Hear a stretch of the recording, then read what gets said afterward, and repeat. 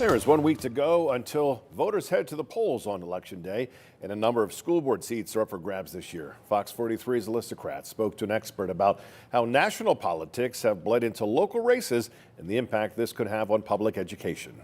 From book bans to transgender bathroom policies, hot-button debates have become front and center in school districts nationwide, including right here in South Central Pennsylvania. A lot of what people mean when they talk about the nationalization of politics is really just kind of the types of issues that are being talked about, and maybe even some of the tenor of that conversation, which I think has become more acrimonious. When voters head to the polls this election day, many communities will be deciding on new school boards, a choice that has become more polarizing in recent years. Sarah Niebler, associate professor of political science at Dickinson College, says the bleeding of national politics into local races can present a few dangers. The level of conversation that happens in a community has now become a lot more hostile, and that can transfer over into lack of trust and just kind of the degradation of community. There's also the worry of gridlock, much like what's becoming commonplace on Capitol Hill. I don't think we're there with school boards yet, but certainly the